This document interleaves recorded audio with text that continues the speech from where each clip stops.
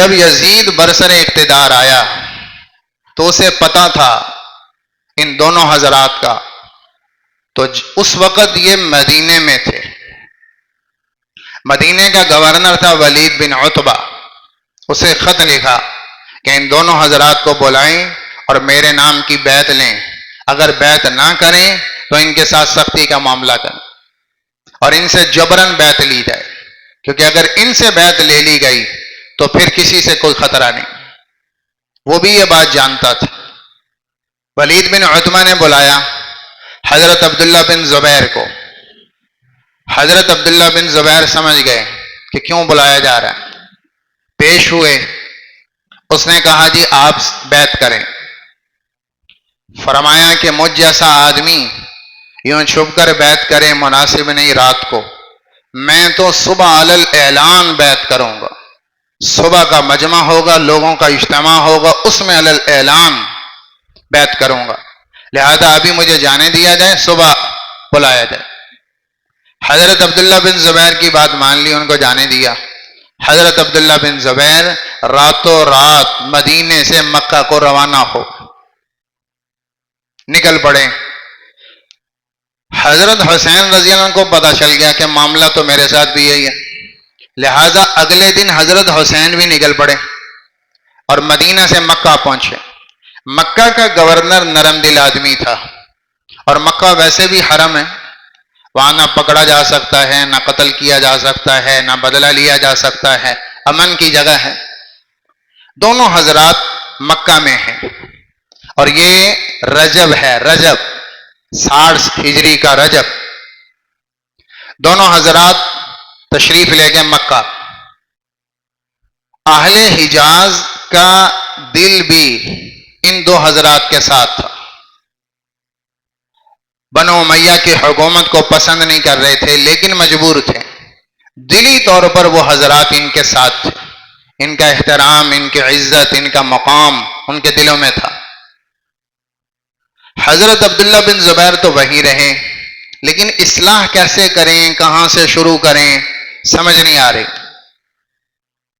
اس دوران کوفہ والوں کو یہ بات پتہ چلی کہ حضرت حسین نے بیعت نہیں کی اور ابھی تک نہیں کی، اور وہ کچھ جگہ بھی ڈھونڈ رہے ہیں تحریک چلانے کے لیے اصلاح کی.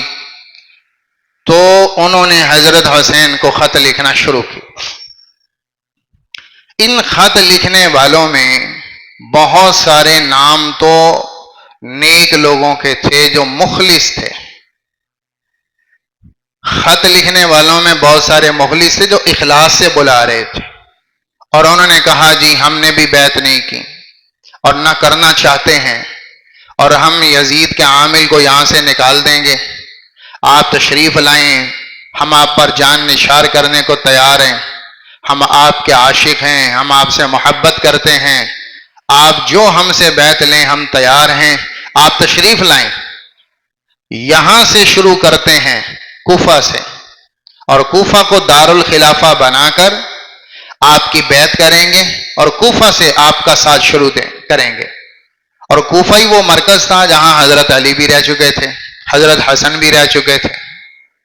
کوفہ والوں نے بلایا، 1 خط 2 3 4 150 سے زیادہ وزراء، سردار اور حکومتی افراد کے خطوط آئے. عام بندوں کے خط نہیں تھے، حکومت کے منصب رکھنے والوں نے خط لکھے، اداروں نے خط لکھے. تو اس خط لکھنے والوں میں جہاں مخلصین تھے وہاں سازشی عناصر بھی تھے جو کچھ اور دیکھ رہے تھے کہ حضرت حسین کو بلاتے ہیں اور بغاوت کے نام پر ان کو فتنے کا شکار کرواتے ہیں اور حکومت سے ٹکراتے ہیں، جس سے بدلے میں خون ریزی ہوگی اور مسلمان سے لڑے. سازشی عناصر بھی تھے بیچ میں، انہوں نے بھی خط لکھے.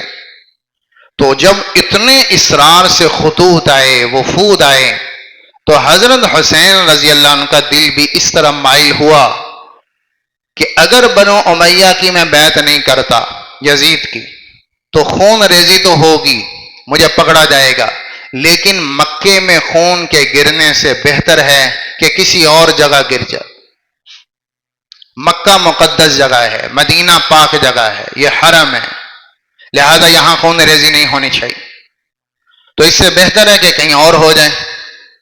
خیر حضرت حسین کا دل بنا، انہوں نے صحابہ سے رائے کی، مخلصین صحابہ سے مشورہ کیا، کوئی ایک بھی صحابی ایسا نہیں تھا، ایک بھی کوئی نام ایسا نہیں تھا جس نے حضرت حسین کو کوفہ جانے سے روکا نہ ہو اور انجام بتایا نہ ہو۔ کسی ایک نے مشورہ نہیں دیا کہ آپ کوفہ چلے جائیں، آپ کو جانا چاہیے، ایک نام نہیں۔ سب نے کہا کہ کوفہ صحیح جگہ نہیں، انہوں نے آپ کے باپ علی کو قتل کیا، انہوں نے آپ کے بھائی حسن کو زہر دیا، یہ نعرے اور لگاتے ہیں، کام اور کرتے ہیں، دکھانے کو یہ محبت کا بہت زیادہ دکھاوا کرتے ہیں، لیکن کام میں زیرو ہے، عمل میں زیرو ہے، میدان میں زیرو ہے، اور پیسے پہ ایمان بیچنے والے لوگ ہیں، رشوت دے کے جو مرضی کروا لو، محبت بیچ دیتے ہیں، ایمان بیچ دیتے ہیں، ضمیر بیچ دیتے ہیں، اپنا نظریہ بیچ دیتے ہیں، اپنا عقیدہ بیچ دیتے ہیں، پیسہ دے دو، رشوت دے دو، جو مرضی کروا لو۔ یہ وہ قوم نہیں ہے کہ جو آپ کے لیے ذبح ہو، جیسے مدینے کے صحابہ، جیسے مکے کے لوگ مخلصین تھے، محبت کی نبی کے ساتھ تو کٹ گئے، کوئی عہدہ، کوئی منصب، کوئی رشوت، کوئی بڑے سے بڑا آفر انہیں نبی سے پیچھے نہیں کر سکی۔ ایسا اخلاص کوفہ میں نہیں ہے، آپ مکہ میں رہیں، مکہ میں رہیں، یہاں سے آپ شروع کریں اصلاح کی تحریک، ہم آپ کا ساتھ دیں گے، اہل حجاز آپ پر فدا ہے۔ لیکن حضرت حسین کے ذہن میں وہی بات تھی کہ حجاز میں خون نہیں گرنا چاہیے، کیونکہ خطرہ تو ہے خون ریزی کا، تو آپ فرما رہے تھے نہیں، کسی اور جگہ میں خون ریزی ہو جائے، اگر ہو جائے لیکن یہاں نہیں ہونی چاہیے۔ اہل کوفہ پر اعتماد حضرت حسین کو بھی نہیں تھا، کیونکہ یہ بات حضرت حسن انتقال پہ کر کے گئے تھے، جب حضرت حسن کو زہر دیا گیا اور ان کی شہادت ہو رہی تھی تو انہوں نے اپنے بھائی حضرت حسین کو کہا کہ یاد رکھنا اہل کوفہ تمہیں اٹھائیں گے اور تمہیں شورش پر اٹھائیں گے اور تمہارے پیچھے محبت کے لمبے چوڑے دعوے کر کے تمہیں اپنا ساتھ دکھا کر تمہیں اٹھائیں گے، لیکن ان کی باتوں میں کبھی نہ آنا، اہل کوفہ کی بات پہ کبھی اعتماد نہ کرنا، یہ دکھاتے اور ہیں کرتے اور ہیں، یہ ہمارا بھی تجربہ ہے، یہ حضرت حسن کہہ کے گئے تھے، اس لیے حضرت حسین کو بھی اعتماد نہیں تھا اہل کوفہ پر،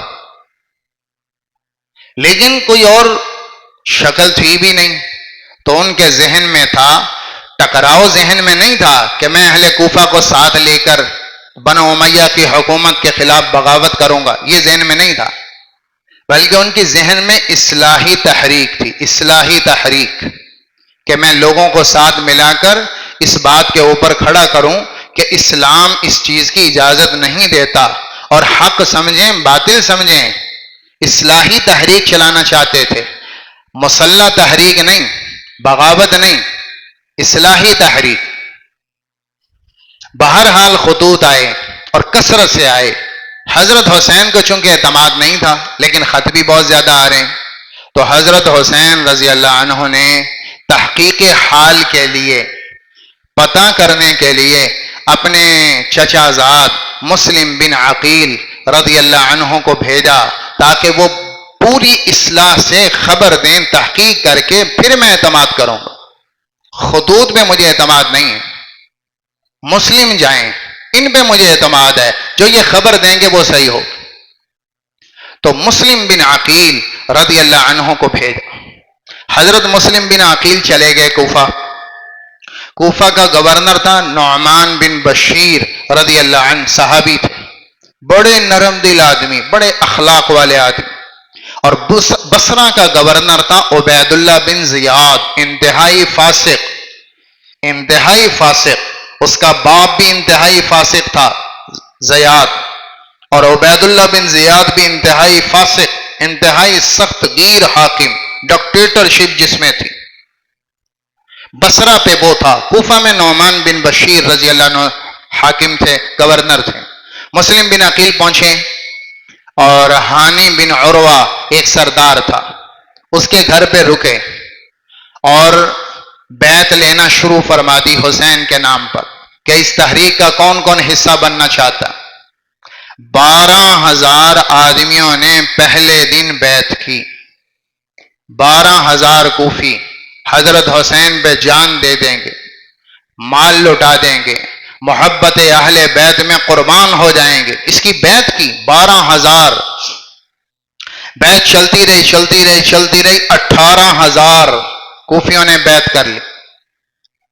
اب اتنی کثرت میں جب ایک جگہ میں آنا جانا ہوگا تو گورنمنٹ کو تو اطلاع جائے گی، بھئی یہاں کیا ہو رہا ہے۔ اطلاع پہنچی نعمان ابن بشیر کو کہ حسین کے نام کی بیعت لی جا رہی۔ انہوں نے فرمایا مجھے پتہ ہو رہا ہے، لیکن جب تک کوئی بغاوت نہیں ہوتی تو میں کچھ نہیں کر سکتا، اور میں نہیں چاہتا کہ یہاں خون بہاؤں، لہذا انہوں نے نرمی سے کام لیا کہ ہونے دو جو ہو رہا، ہم سختی کیوں کریں، ہم حکومت کی پاور کیوں استعمال کریں ناجائز، تو میں حکومت کی ناجائز پاور استعمال نہیں کروں۔ یہ شکایت لگائی کسی نے جا کر خط کے ذریعے یزید کو، اور کہا کہ حالات یہ ہیں، کوفہ میں حسین کے نام پر 18,000 بیعت کر چکے ہیں، نعمان ابن بشیر آنکھیں بند کر رہا ہے، اور مجھے لگ رہا ہے کہ یہ کوفہ آپ سے نکل گیا۔ اور کوفہ صرف کوفہ نہیں تھا، کوفہ ہیڈ کوارٹر تھا مشرق کی پوری گورنمنٹ کا، جو مشرق کی اسلامی دنیا تھی، افغانستان تک، یہ ایران، خراسان، افغانستان، عراق، یہ سارا مشرق کا جو پلہ تھا اسلامی حکومت کا، اس کا ہیڈ کوارٹر کوفہ تھا۔ اس لیے کوفہ نہیں تھا، کوفہ کا مطلب مشرق کی ساری حکومت گئی۔ تو اس نے خط لکھا یزید کو کہ اگر کوفہ بچانا ہے تو پھر نعمان بن بشیر کو ہٹاؤ اور کسی اور آدمی کو یہاں لاؤ، ورنہ مشرق کی حکومت تیرے ہاتھ سے گئی۔ اس نے مشورہ کیا، سرجون نامی غلام تھا اور امور سلطنت سے بڑا واقف تھا، اس سے مشورہ کیا کہ کیا کیا جائے۔ سرجون نے رائے دی کہ عبید اللہ بن زیاد بصرے کا گورنر ہے، اگر کوفہ بچانا ہے تو سارا عراق عبید اللہ بن زیاد کو دے دو، کوفہ بھی اسے دے دو، بصرہ بھی اسے دے دو۔ عبید اللہ بن زیاد وہ آدمی ہے جو حکومت کا اتنا وفادار ہے کہ وہ جائز ناجائز نہیں دیکھتا، وہ قتل کرنے پر بھی آمادہ ہو جاتا ہے، وہ سخت گیر آدمی ہے، حکومت کی وفاداری میں ہر آخری درجے تک چلا جاتا ہے، لہذا بچانا ہے تو عبید اللہ بن زیاد کو حکومت دے۔ یزید نے بادل ناخواستہ، یزید عبید اللہ بن زیاد کو پسند نہیں کرتا تھا، لیکن بادل ناخواستہ اس نے خط لکھ دیا اور کوفہ کی گورنری عبید اللہ بن زیاد کو دے دی۔ وہ آیا اور اس نے کوفہ کے قصر عمارت پر قبضہ کر لیا۔ اسے پتہ چلا کہ ہانی بن عروہ کے گھر میں یہ سارا چکر چل رہا، تو ہانی بن عروہ کو گرفتار کروائے، پکڑ کر قصر عمارت میں لائے، اور قصر عمارت میں لا کر پوچھا کہ مسلم بن عقیل تیرے گھر میں؟ اس نے کہا جی میرے گھر میں تو کوئی نہیں۔ چھپانے کی کوشش کی لیکن وہ چھپ نہیں پائے، گواہ موجود تھے، رازدار موجود تھے، اور اندر سے غداری بھی ہوتے ہیں، تو انہوں نے بات کھول دی، اس کو انہوں نے قید کر لیا۔ خبر یہ پھیلی کہ ہانی بن عروہ کو ابن زیاد نے قتل کر دی۔ جب یہ خبر پہنچی تو مسلم بن عقیل اس بات کو برداشت نہیں کر پائے اور اپنے آپ کو ظاہر کر دیا، اور بازار میں آ کر وہ جو 18,000 نے بیعت کی تھی ان سب کو پکارا اور للکارا کہ آ جاؤ، موقع آ گیا ہے، اب ہم قصر عمارت کا گھیرا کریں گے اور ابن زیاد کو یہاں سے نکالیں گے اور کوفہ کے تخت پر قبضہ کریں۔ مسلم بن عقیل نے 18,000 کو بلایا، ابھی کہاں ہیں وہ جو حسین کے نام پر بیعت کر رہے ہیں؟ 18,000، ان میں سے 4,000 نکلے، 12,000 تو آئے ہی نہیں. وہ جو کہہ رہے تھے حسین پر جان بھی قربان مال بھی قربان، ہم حسینی ہیں، ہم مر جائیں گے، حسین کے لیے لہو لہان ہو جائیں گے، نعرے لگانا اور بات ہے، میدان میں کام دکھانا اور بات ہے. آؤ ٹائم آیا ہے، 12,000 آئے ہی نہیں، 4,000 نکلے. اب ان 4,000 کو لے کر مسلم بن عقیل مختلف گلیوں سے مختلف چوکوں سے ہوتے ہوئے قصر عمارت کو جا رہے ہیں. جب یہ جا رہے ہیں تو وہ 4,000 نے بھی دیکھا کہ بھئی یہ تو معاملہ بڑا خطرناک ہے، کہ گورنر سے ٹکر کا مطلب تو قتل ہے. یہ تو جان گئی، تو گلیوں سے نکلنا شروع. 5 ادھر نکل گئے، اگلی گلی سے 5 ادھر کو نکل گئے، قص جا رہا تھا 2 ادھر کو نکل گئے، 5 ادھر کو نکل گئے، 4 ادھر کو نکل گئے، چھپ چھپ کے 4,000 نکل گئے. جب قصر عمارت پر پہنچے تو مسلم بن عقیل کے ساتھ صرف 50 آدمی تھے. 18,000، 12 تو آئے کوئی نہیں، جو 4,000 آئے ان میں سے 50 آدمی پہنچے، باقی دائیں بائیں سے نکل گئے کہ بھئی ہم نہیں جاتے، میرے تے گھر بڑی مصیبت، میں نہیں جانا، میری تے بیوی کلی، میں نہیں جانا، میرے بچوں کا کی بنے گا، میں نہیں جانا. دعوے کرنا اور بات، میدان میں ہمت دکھانا اور بات، عشق اور محبت کے لمبے ترانے پڑھنا اور بات، عمل کر کے دکھانا اور بات. کوفہ میں یہ خصلت تھی کہ وہ کہنے کے اور تھے، دکھانے کے اور تھے، اور اصل میں اور تھے. یہی چیز مسائل کھڑی کر رہی تھی. مسلم بن عقیل آ چکے ہیں، انہوں نے دھمکی دے دی. خیر وہ جو 50 تھے، 50 مغرب تک وہ 50 بھی کھسک گئے. اکیلا مسلم بن عقیل کھڑا ہے کوفہ میں، 18,000 حسینی اور اکیلا مسلم بن عقیل. اب مسلم بن عقیل نے دیکھا کہ بھائی اب تو گرفتاری ہے، تو انہوں نے دوڑ لگا دی، پولیس پیچھے دوڑی. اب وہ چھپتے پھر رہے ہیں. آپ اندازہ کریں 18,000 حسینی ہیں، دروازہ بھی کسی نے نہیں کھولا کہ ابن مسلم بن عقیل کو پناہ دے دیں.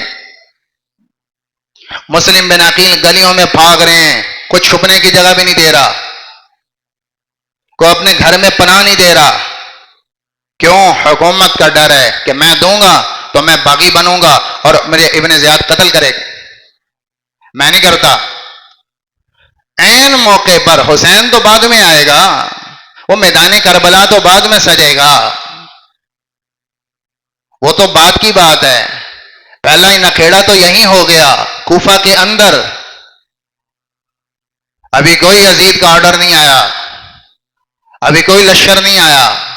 کوفہ کے اندر گلیوں کے اندر حسینی لشکر کے بیچ میں پناہ دینے والا کوئی نہیں، پانی پلانے والا کوئی نہیں.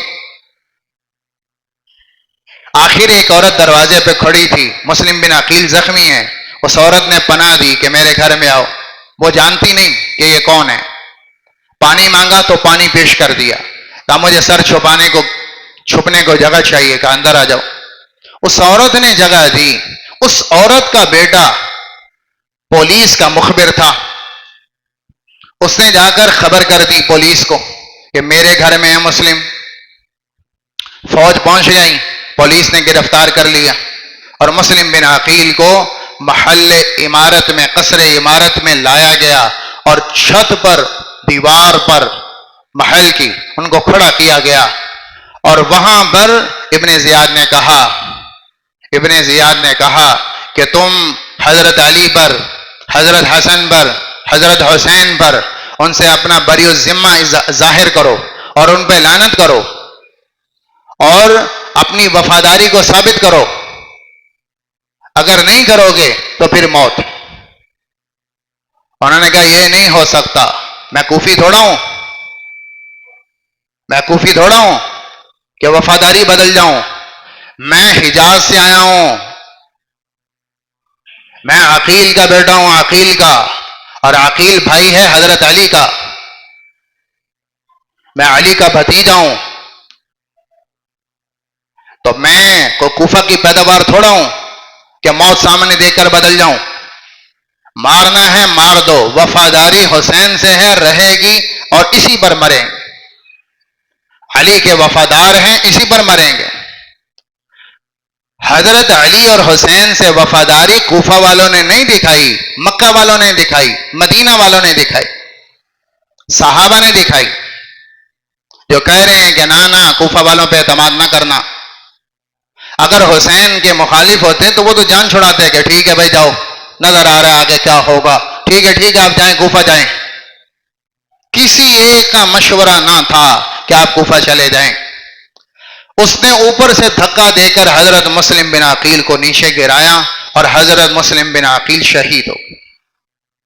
ادھر حضرت مسلم بن عقیل جب آئے اور پہلے دن 12,000 نے بیعت کی اور حالات دیکھیں تو حضرت مسلم بن عقیل نے تائید کا خط لکھ دیا تھا حضرت حسین کو کہ حالات ٹھیک ہیں، لوگ محبت میں ہیں، دعوی بچہ ہے اور لوگ جانے دینے کو تیار بیٹھے ہیں اور واقعتاً ٹھیک کہہ رہے ہیں، لہذا بلا رہے ہیں تو آپ آ جائیں۔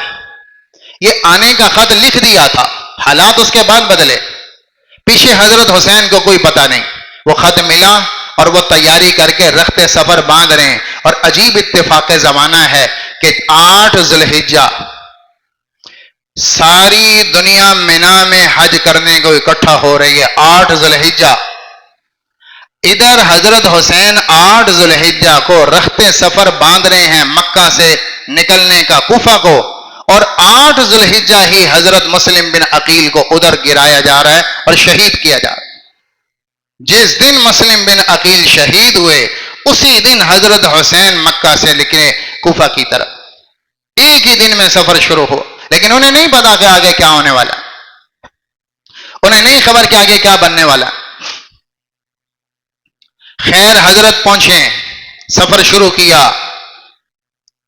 72 آدمی لے کر نکلے، ان میں 32 آدمی گھوڑ سوار تھے جو گھوڑوں پر تھے، اور 40 آدمی پیدل تھے، 72 کا قافلہ، اور ان میں 16 آل رسول ہیں جو اہل بیت میں سے تھے، اور باقی ان سب کے وفادار، پر کوفیوں جیسے وفادار نہیں۔ یہ مدینے کے لوگ ہیں جو جان دے دیتے ہیں، یہ مکہ والے ہیں جو جان دے دیتے ہیں، یہ رنگیلا مزاج نہیں ہے، دوگلا پن ان میں نہیں تھا۔ حضرت حسین کے ساتھ سفر شروع کیا، آپ منزلیں طے کرتے کرتے کرتے پہنچے جب عراق کے بارڈر پر، وہاں خبر آئی عزیب الحجانات ایک جگہ ہے، وہاں آپ کا پڑاؤ تھا، تو وہاں خبر آئی کہ مسلم بن عقیل شہید کیے جا چکے اور کوفہ کے حالات بدل گئے، اور وہاں ابن زیاد کی حکومت آ گئی، تو یکسر سارے حالات بدل گئے۔ اب وہاں حضرت کا ارادہ نہیں تھا جنگ کرنے کا، ارادہ نہیں تھا مسلح بغاوت کا، ارادہ نہیں تھا مسلح کوشش کا، تو حضرت حسین نے وہاں رات کو خطبہ دیا اور کہا بھی یہ صورتحال ہے، پہلے بلا رہے تھے اب وہاں وہ صورت نہیں رہی، لہٰذا ہم مکہ واپس جاتے ہیں، واپس چلتے ہیں۔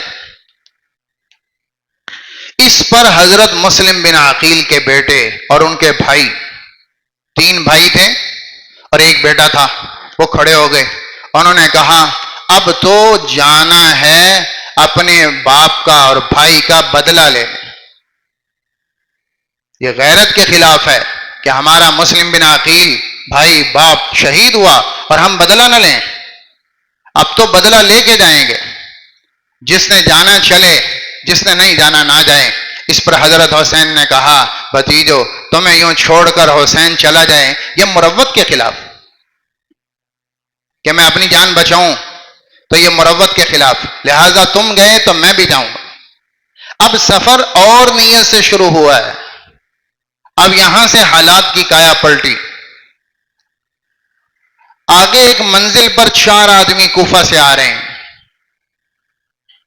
حضرت حسین نے ان سے پوچھا کوفہ والوں کے حالات بتاؤ، تو آپ ان کی زبانی کوفہ والوں کا حال سنیں۔ انہوں نے کہا جو کوفہ کے وڈیرے ہیں، گورنر ہیں، رؤسا ہیں، قد ملئت غرائرهم وعظمت رشوتهم وَيَسْتَمِيلُ بِهِ وَدَّهُمْ، ان کے تھیلے درہم دینار سے وڈیروں کے بھر دیے گئے، سارے سیاست دان خرید لیے گئے، بڑی بڑی رشوتیں پیسے کی دے کر تمام ادارے خریدے گئے، اور فہم علب علیکا، اب ساری حکومتی مشین، کوفہ کے سارے گورنر، سارے وڈیرے، سارے نامور شخصیات رشوت لے کر بک گئے، پیسے پر بک گئے، حسین کی محبت بیچ دی، حسین کے ساتھ مودت کو بیچ ڈالا۔ یہ وہ کوفہ سے آنے والا وفد حضرت حسین کو بتا رہا ہے۔ اچھا، یہ تو ہے اوپر کا طبقہ۔ وَأَمَّا سَائِرُ النَّاسِ، اور جو نیچے کی عوام ہے ان کا حال سنیں، کوفیوں کی اپنی زبانی حضرت حسین کو سنایا جا رہا ہے۔ اما سائر الناس بعد، اور جو نیچے کا عوامی طبقہ ہے،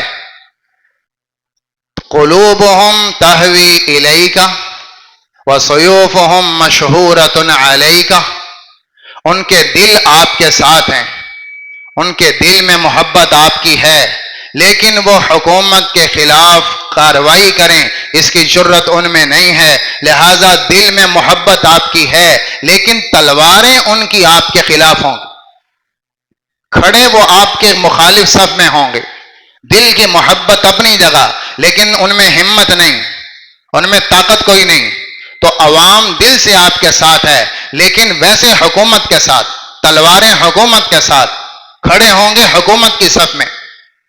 یہ کوفے کے حالات بتائے حضرت حسین کو۔ حضرت حسین نے ایک اور قاصد بھیجا تھا، مسلم بن عقیل کے بعد قیس بن مصہر السیداوی، ایک اور وفد بھیجا تھا کہ ذرا تحقیق حال کرو، اس کے ساتھ بھی وہی ہوا جو مسلم بن عقیل کے ساتھ ہوا، اور اس کو بھی اوپر سے گرا کر ختم کر دیا۔ اس کے بارے میں پوچھا اس وفد سے، انہوں نے کہا جی وہ بھی شہید ہو چکی۔ حضرت حسین رضی اللہ تعالیٰ عنہ آگے بڑھے اور حالات اب چینج ہیں، تبدیل ہیں۔ جب کوفہ کے حدود میں، صوبے کی حدود میں داخل ہو رہے تھے تو آگے حر بن یزید تمیمی 1000 کا لشکر لے کر رستے میں کھڑا تھا، ناکا لگا کر، جس کو ابن زیاد نے بھیجا تھا کہ حسین آ رہے ہیں، جب حسین آ جائیں تو انہیں گرفتار کر کے کوفہ پیش کیا جائے، صرف گرفتاری کا آرڈر تھا۔ تو حر بن یزید 1000 کا لشکر لے کر ناکا لگا کر بیٹھا تھا، اتنے میں آگے حضرت حسین، حر نے گھیرا ڈالا۔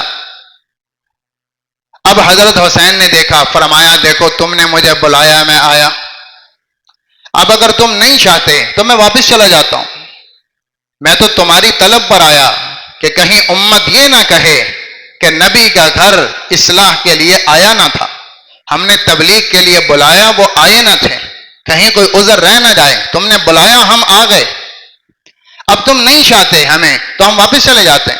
اس نے کہا جی اس کا آرڈر نہیں، یا تو آپ کو گرفتار کر کے کوفہ جانا پڑے گا گرفتار ہو کر، اور ورنہ جب تک حکم ثانی نہیں آتا آپ کو یہیں ٹھہرانے کا حکم ہے اور آپ کے ساتھ ساتھ رہنے کا حکم۔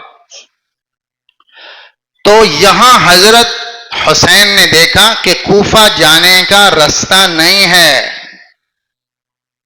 کہا گرفتاری تو میں دوں گا نہیں، اور اگر تم نہیں چاہتے میں کوفہ جاؤں تو پھر میں یزید کے پاس دمشق خود جاتا ہوں۔ یہاں سے حضرت حسین کوفہ سے پھر گئے، جہاں کہ نا باروں بار بائی پاس، کوفہ سے بائی پاس ہو گئے، کوفہ نہیں گئے، کوفہ سے لیا ٹرن اور باروں بار دمشق کے روڈ پہ چلے گئے کہ میں خود یزید کے پاس جاؤں گا، اور یزید میرا رشتہ دار ہے، میں اس سے بیٹھ کر خود معاملہ طے کروں، کیونکہ رشتہ داری تو ہے۔ یزید بیٹا ہے حضرت معاویہ کا، اور حضرت معاویہ رضی اللہ عنہ صالح ہیں اللہ کے رسول کے، تو یزید حضرت اللہ کے نبی کے صالح کا بیٹا ہے، اور ادھر حضرت حسین بیٹے ہیں علی کے، اور علی حضرت اللہ کے نبی کے داماد ہیں اور چچا زاد بھی ہیں، تو آپس میں رشتہ داری تھی، وہ سسرال سے ہیں یہ نسب سے ہیں، تو کہا میں خود بیٹھوں گا یزید کے ساتھ اور بیٹھ کر اپنا معاملہ طے کروں گا، اور جو میرے اصلاحی پوائنٹ ہیں اس پر میں یزید سے مذاکرات کروں گا۔ حضرت حسین یہ کہہ کر کوفہ سے ہوئے بائی پاس اور آپ نے سڑک لے لی دمشق والی. 72 کلومیٹر حضرت حسین دمشق کی سڑک پہ چلے گئے. یہ بہت بڑی غلطی ہے کہ لوگ کہتے ہیں کوفہ جاتے حضرت حسین شہید ہوئے. کوفہ جاتے شہید نہیں ہوئے، دمشق کے رستے میں شہید ہوئے. یہ بہت بڑی تاریخی خطا ہے. کوفہ جاتے شہید نہیں ہوئے، دمشق جاتے شہید ہوئے ہیں. کوفہ سے کربلا کا جو وادی ہے، یہ کوفہ سے جو دمشق روڈ جاتا ہے اس سڑک پر کوئی 80 کلومیٹر آگے ہے. کوفہ سے 80 کلومیٹر. ہوا کیا کہ حضرت حسین وہ سارے خط ساتھ لے کر آئے بطور پروف، بطور ثبوت کہ کل کو مجھے کوئی تانا نہ دے کہ حسین نے بغاوت کی. میں نے کچھ نہیں کیا، مجھے یہ بلانے والے ہیں، ان کے دستخط، ان کے سائن، ان کی مہریں، کوفہ کے سرداروں کی مہریں، ان کے سائن پورے پروف کے ساتھ حضرت حسین تشریف لائے. اور 2 بڑے بڑے تھیلے ان خطوط کے تھے، اور وہ خطوط آپ نے آ کر حر بن یزید تمیمی کو دکھائے کہ یہ کوفہ والوں نے خط بھیجے. میں تب آیا. اب وہ خط نکل کر سامنے آ گئے کہ اوہو، اگر حسین یزید کے پاس چلا گیا اور اس کو جا کر یہ خط دکھا دیے کہ بھائی میں نے کچھ نہیں کیا، یہ تمہارے کوفہ کے سرداروں نے خط لکھے بغاوت کے، تو سارے 150 باغیوں کی گردنیں جائیں گی.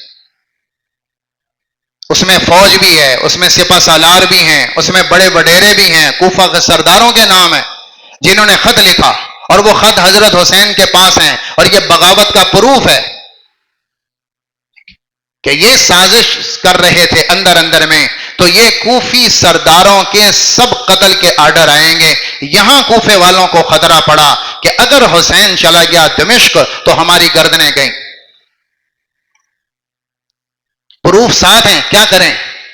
اگر حسین اکیلا ہوتا، خط نہ لے کے آتا تو جو مرضی بات بنا لیتے، لیکن پروف ساتھ ہیں. اب مسئلہ ہے کہ حسین کو روکنا پڑے گا. تو حضرت حسین دمشق جا رہے ہیں، کوئی 80 کلومیٹر آگے چلے گئے، پیچھے سے کوفے کا لشکر پہنچا ہے حضرت حسین کو قبضہ کرنے. کوفی لشکر پہنچا. عمر بن سعد لشکر کا امیر تھا. 4000 کوفیوں کا لشکر لے کر پہنچا، اور حضرت حسین رضی اللہ تعالیٰ عنہ 1 محرم الحرام 61 ہجری میدان کربلا میں آئے. 1 تاریخ میدان کربلا میں اتر کے. حر بن یزید بھی ساتھ ہے، اور عمر بن سعد بھی پہنچا کوفی لشکر لے کر. 8-9 دن مذاکرات چلتے رہے کہ بات چیت سے بات حل ہو جائے. وہ اپنے موقف سے نہیں ڈر رہے، یہ اپنے موقف سے نہیں ڈر رہے. یہ کہہ رہے ہیں کوفہ لے جائیں گے، حضرت حسین کہہ رہے ہیں نا، میں دمشق جاؤں گا، میں یزید کے پاس جاؤں گا، اور میں یہ سارے پروف دکھاؤں گا، اور میں وہاں بیٹھ کر اس سے اصلاحی پوائنٹ پہ بات کروں گا، اور جو مجھے اشکالات ہیں دین کے حوالے سے، حکومت کے حوالے سے، وہ تم تو ٹھیک نہیں کر سکتے، وہ تو وہ ٹھیک کر سکتا ہے، لہٰذا میں اس سے بات کروں گا، تم سے کیوں کروں؟ ابن زیاد کا اصرار یہ تھا کہ نہیں، میرے ہاتھ پر بیعت کر. حسین کا اصرار یہ تھا کہ میں یزید کے پاس جاؤں گا، ابن زیاد کے ہاتھ پہ بیعت نہیں کروں، کیونکہ مجھے کچھ اشکالات ہیں وہ میں نے دور کرنے. اس کا اختیار تیرے پاس نہیں ہے، اس کا اختیار بادشاہ کے پاس. یہاں بات بگڑی، اور بات بگڑ کر سختی تک آئی. 9 محرم الحرام، کیا ٹائم ہو؟ 9 محرم الحرام جمعرات کا دن، عصر کے وقت خط آیا ابن زیاد کا عمر بن سعد کے نام کہ ابھی اسی وقت حملہ شروع کرو. تو میں مذاکرات کے لیے نہیں بھیجا، لہذا حملہ شروع کرو. اور ساتھ بھیجا شمر بن ذیلجوشن، ایک سخت گیر سردار تھا، لیکن رشتے میں حضرت علی کا سالہ تھا شمر. تو شمر آیا، ساتھ ایک قاصد آیا. اور کہا عمر بن سعد حملہ نہ کرے تو لشکر شمر کی زیر نگرانی اور امیر شمر ہو۔ عمر بن سعد اسی وقت لشکر کو لے کر پہنچا تو حضرت حسین اپنے خیمے کے ساتھ عصر کے بعد ٹیک لگائے بیٹھے اور ہلکی سی غنودگی آئی اور آنکھ کھلی تو مسکرا رہے ہیں۔ زینب آپ کی بہن نے پوچھا کہ حسین مسکرا کیوں رہے ہیں؟ کہا کہ نانا جان خواب میں آئے تھے، اللہ کے نبی خواب میں یوں گزرے اور آپ نے فرمایا کہ حسین انک تروح الینا، اے حسین ان قریب تو ہمارے پاس آنے والا، تیری ہماری جدائی ختم ہونے والی، کیونکہ نانا کے محبوب تھے، نانا کے پیارے تھے اور حسین اپنے نانا کی جان تھے۔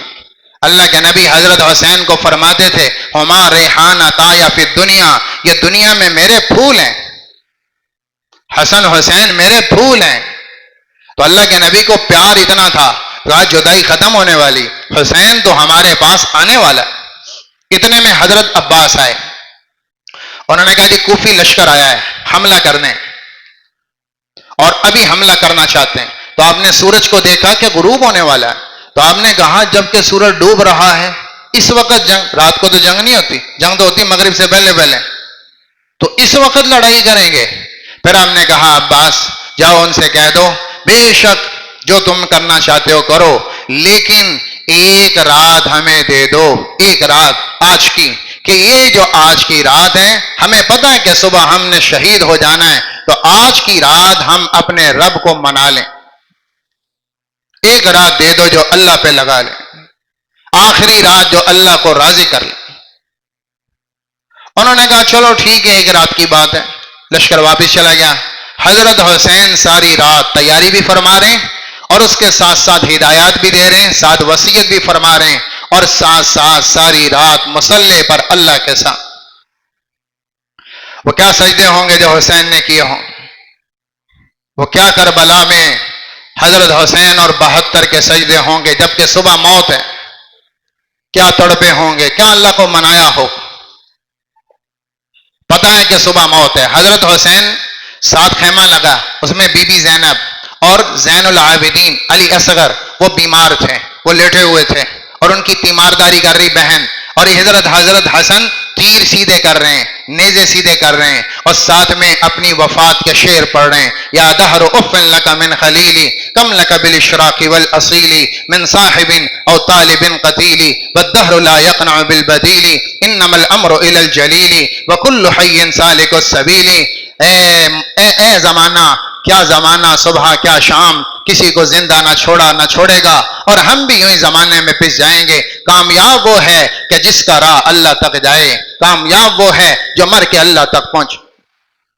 یہ موت کی جو خبر آئی تو زینب بھاگی چلی آئیں اور آ کر بھائی پر گر گئیں، بھائی آپ کیا کہہ رہے ہیں، اور ایسا دکھ کہ حضرت زینب کہنے لگیں ہمارے باپ علی تھے ہمارا سہارا چلے گئے، پھر ہمارا بھائی حسن ہمارا سہارا تھا چلا گیا، یا خلیفۃ الماضی، اے باقی رہ جانے والوں کی آخری امید اور اے یتیموں کا آخری ملجا اور ماوا، آپ ہی تو ہمارا آخری سہارا ہیں، آپ ہی تو خانوادے کا آخری سہارا ہیں، آج اگر آپ چلے گئے تو بتائیں ہم کیا کریں۔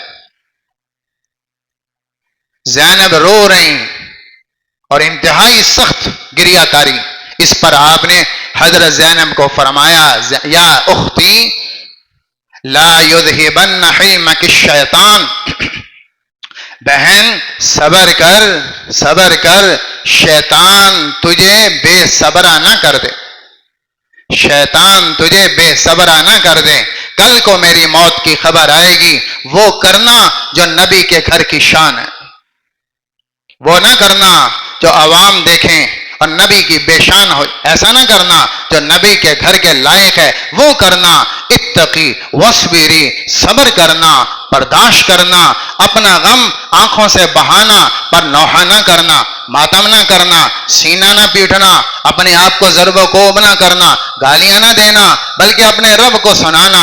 اور پھر فرمایا اے بہن کیا تجھے نہیں پتا کہ آسمان والوں نے بھی مرنا ہے، زمین والوں نے بھی مرنا ہے، اور ہمارے نبی سب سے اعلیٰ وہ بھی چلے گئے، علی ہم سے بہتر وہ بھی چلے گئے، حسن ہم سے بہتر وہ بھی چلے گئے، ایک دن ہم کو بھی مرنا ہے، تو کیا اعلیٰ موت اگر اللہ کے دین پر آ جائے، بستر پہ بھی مرنا ہے، ایکسیڈنٹ میں بھی مرنا ہے، اور خود طبی موت بھی مر جانا ہے، تو کیا وہ زندگی ہے کہ جو اللہ کے دین کے کام آ جائے؟ لہذا یہ فخر کی چیز ہے، اس پہ رونا نہیں، صبر کرنا۔ بہن کو تسلیاں دیں، صبح بتایا کہ خبر آئے، آنسو گریں پر آواز نہ آئے، آواز نہ آئے، وہ کرنا جو نبی کے گھر کے۔ اور یہ وہ زینب ہیں جب یہ پیدا ہوئیں حضرت فاطمہ کے گھر، تو آپ خود تشریف لائے، آپ نے گڑتی دی، تہنیک فرمائی، اور زینب نام رکھا، اور آپ نے کہا زینب یہ میری خدیجہ کی طرح ہے، زینب خدیجہ کے مشابہ ہے۔ یہ زینب صبح نماز پڑھی، فجر کے بعد لشکر بنا، کوفی لشکر 4000، عمر بن سعد امیر ہے، دائیں طرف ان کے امیر بنا عمر بن حجاج زبیدی، یہ خط لکھنے والوں میں شامل تھا، بائیں طرف شمر بن ذوالجوشن یہ امیر تھا، پیدل چلنے والوں پر عزرہ بن قیس احمسی، اور گھڑ سواروں پر شبس بن ربعی، اور جھنڈا اس نے دیا اپنے غلام وردان کے ہاتھ میں۔ یہ لشکر کوفی ترتیب پایا۔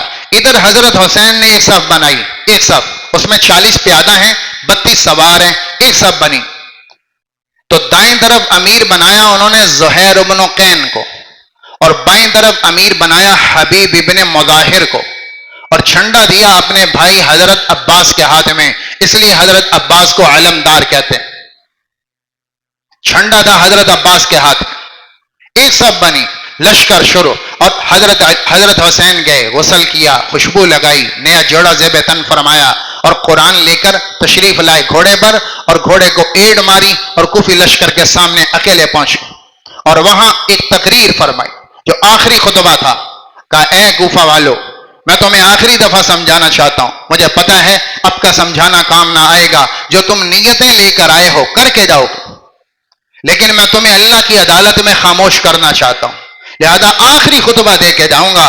اے کوفہ والو، بتاؤ میں کون ہوں، بتاؤ میں کون ہوں؟ میں کائنات کے نبی کا نواسا ہوں، اور اس وقت کسی نبی کا کوئی نواسا میرے علاوہ دھرتی پہ کوئی نہیں، میں آخری نواس، خاندان نبوت کی آخری نشانی، اور تم مجھے قتل کرنا چاہتے ہو۔ اسلام میں قتل 3 وجوہات پر جائز ہے، کہ قصاص میں قتل کیا جائے، یا ارتداد میں قتل کیا جائے، یا زانی شادی شدہ ہو اسے رجم میں کر کے قتل کیا جائے، یہ 3 قتل حق ہیں، باقی نہ حق ہیں۔ بتاؤ میں نے کچھ ان 3 میں سے کچھ جرم کیا ہو تو تم مجھے کیوں قتل کرنا چاہتے، مجھے کیوں قتل کرنا چاہتے؟ اور پھر فرمایا میں تمہارے سامنے 3 باتیں کرتا ہوں، میں لڑنا نہیں چاہتا، 3 باتیں، یا تو مجھے جانے دو یزید کے پاس، میں بیٹھوں گا اپنا معاملہ خود حل کروں گا، تم بیچ سے نکل جاؤ، اور یا مجھے کسی اسلامی سرحد اور بارڈر پہ جانے دو، میں کافروں سے لڑتا لڑتا شہید ہو جاؤں، اور یا مجھے واپس بیت اللہ جانے دو کہ وہاں اللہ کی عبادت کروں مکہ میں اور وہیں جان دے دو۔ میں لڑنا نہیں چاہتا، تمہیں بچنے کے 3 راستے بتا رہا ہوں، تم راستے سے ہٹ جاؤ۔ جنگ کا کوئی ایشو نہیں ہے، تینوں پوائنٹ میں جنگ نہیں تھی، تینوں پوائنٹ میں فتنہ نہیں تھا، تینوں پوائنٹ میں کوئی لڑائی نہیں تھی۔ میں لڑنا نہیں چاہتا، میں 3 پوائنٹ دے رہا ہوں، تمہیں بھی بچا رہا ہوں۔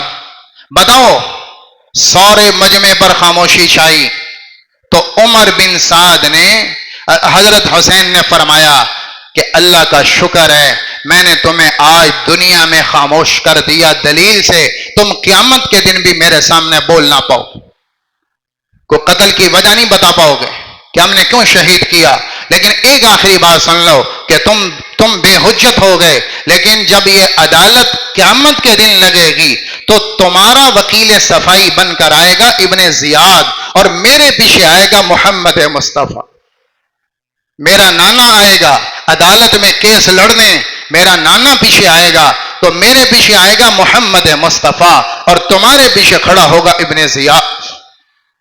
عمر بن سعد نے پہلا تیر مارا اور اس پر لڑائی شروع ہوئی، پہلے مبارزت ہوئی، ادھر سے ایک آدمی نکلتا ادھر سے ایک آدمی نکلتا، پھر اس کے بعد لڑائی شروع ہو گئی۔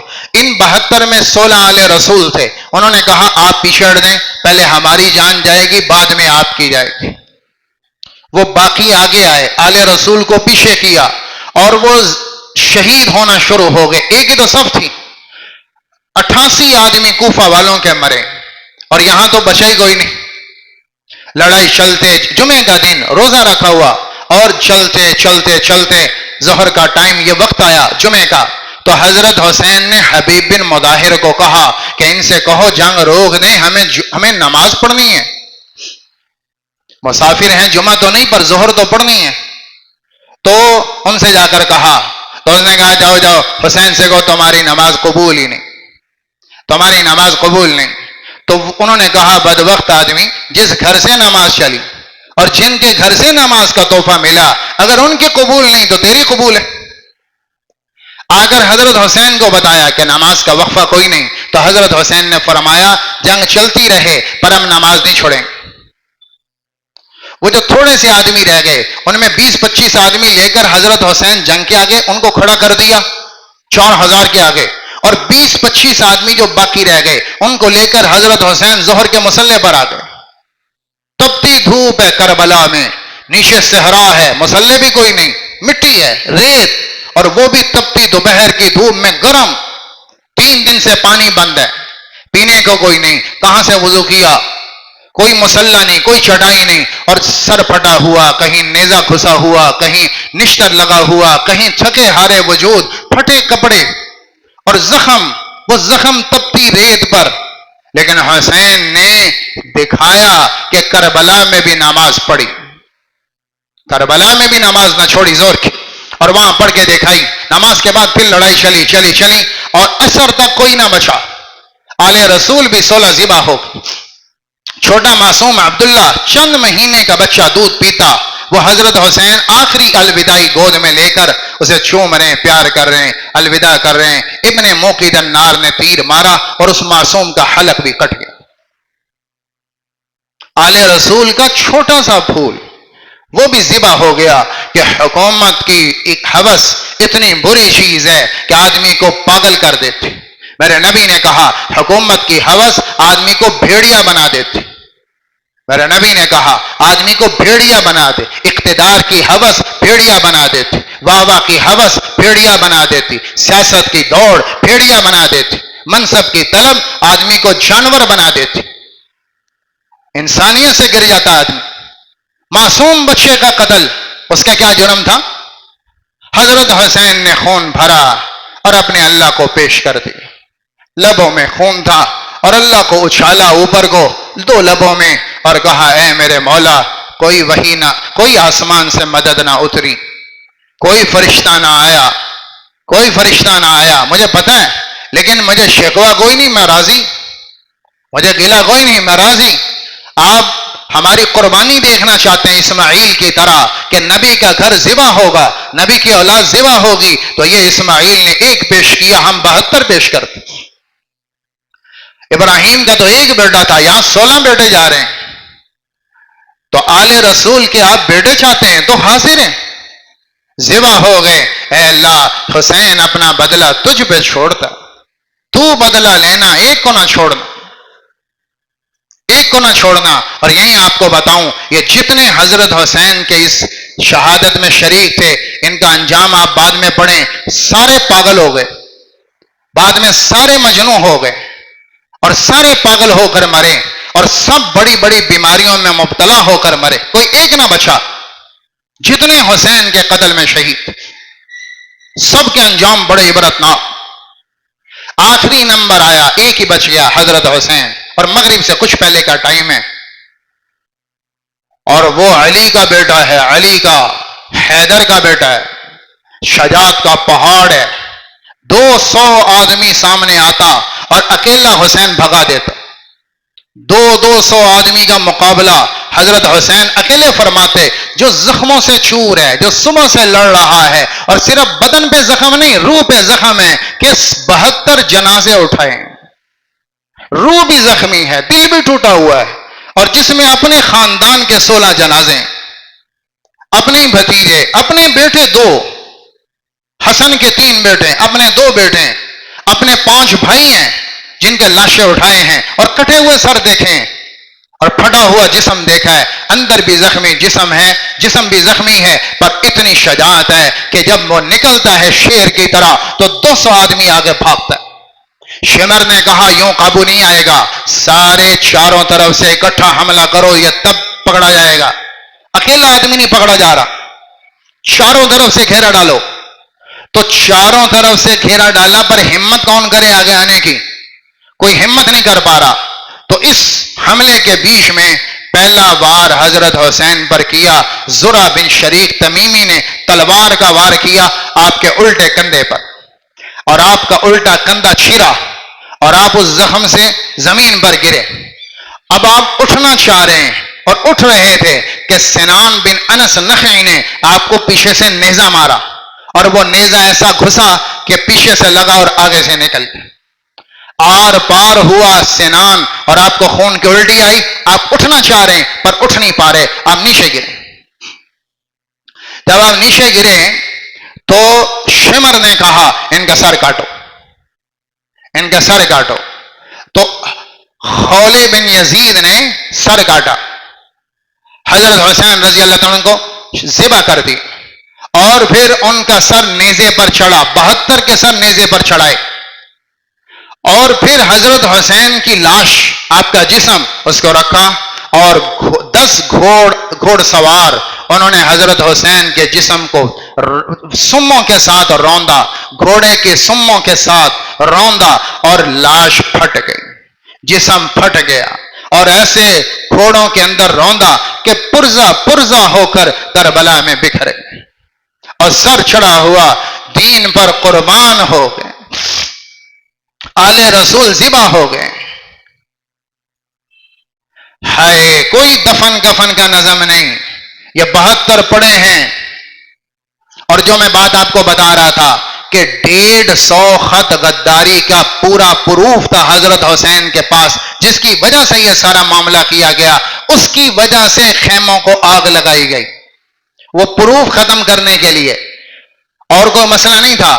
خیموں کو آگ لگائی کہ خطوط جل جائیں، وہ پروف جل جائے، اس کو جلانا ہے تاکہ ہماری غداری پکڑی نہ جائے، اس کے لیے خیموں کو آگ لگائی۔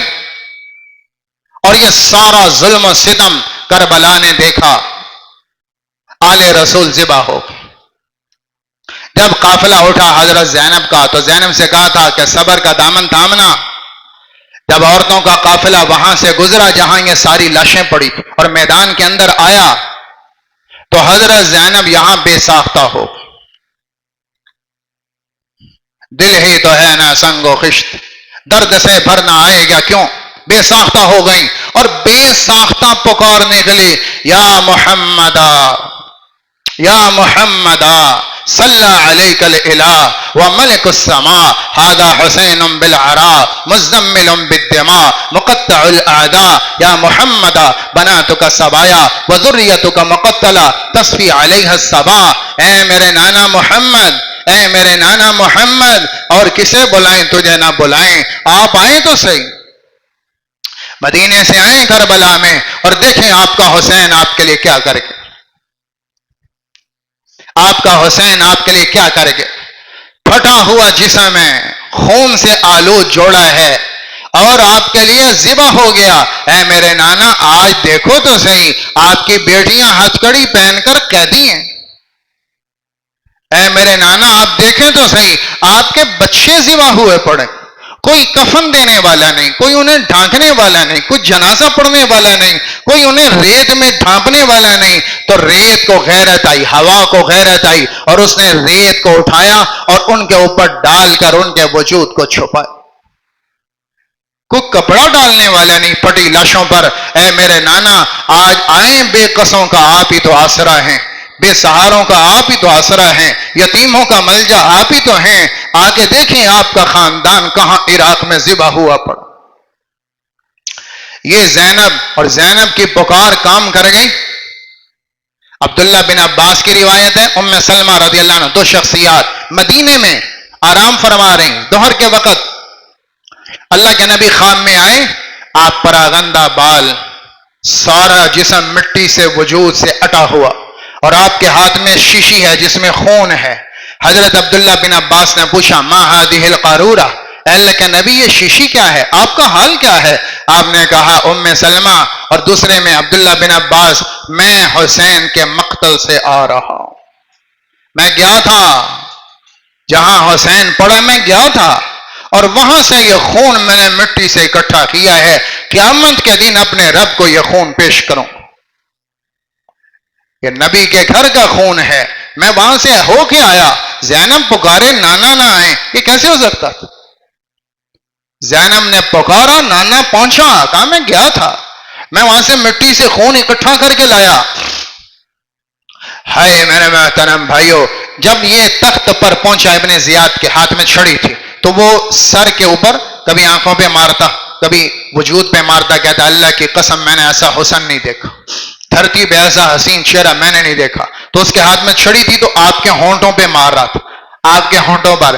تو وہاں زید بن ارقم ایک صحابی بیٹھے ہوئے تھے، انہوں نے کہا ارفع هذا القضیب عن هاتین الثنیتین، ان ہونٹوں سے یہ چھڑی پیچھے کر لے، اللہ کی قسم میں نے ان ہونٹوں پہ نبی کے ہونٹ لگتے دیکھے، ان ہونٹوں کو میں نے چومتے نبی کے ہونٹوں کو دیکھا، یہاں یہ چھڑی پیچھے کر لے، یہ اتنے متبرک ہونٹ ہیں۔